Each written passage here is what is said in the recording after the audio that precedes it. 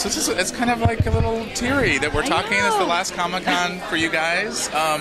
Just tell me about shooting these last episodes, and it was a different feeling because you did know it was the end. At least you had that luxury. We had the luxury of knowing it was the end from the moment we started shooting. So if we were having a hard day, we knew like this was the last time we were going to shoot this episode, or like this was like one more step towards the end, and that made it easier in some ways, and we savored the moments more because we knew it was our last season.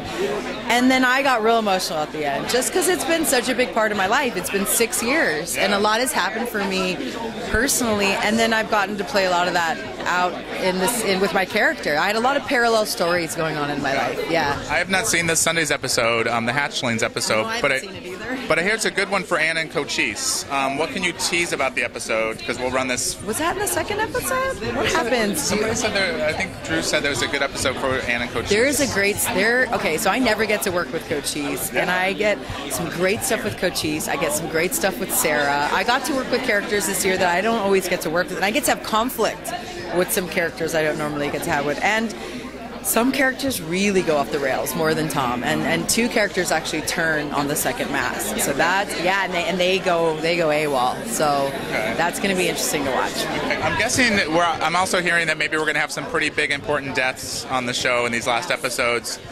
How is that for you guys when you know that that's happening and playing those scenes, and also just knowing the actors are maybe saying goodbye a little earlier than the rest of you? Right. Well, that was always what was weird, because we wouldn't know until the script would come out, and then we'd find out this character died, and it would be like, okay, and like the show must go on, but we still have to keep shooting, but then we're finding out that certain characters are dying. That's never been an easy process, because you become such a family.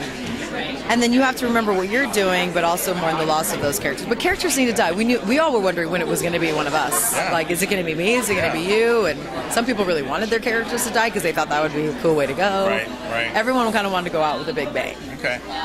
Without teasing too much, or spoiling too much, how would you say Anne's journey is through the rest of the series, these last episodes?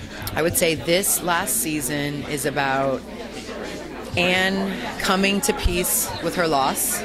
Like, I have lost things in my life. I'm ready to move on. I don't want to lose Tom. I don't want him to go too far off the rails. Yeah. I want to start again. I'm ready for this war to be over. And I also that she's in a good enough place that she wants to continue after the war. She wants her life to keep going. She's not giving up. So she's still positive, I guess.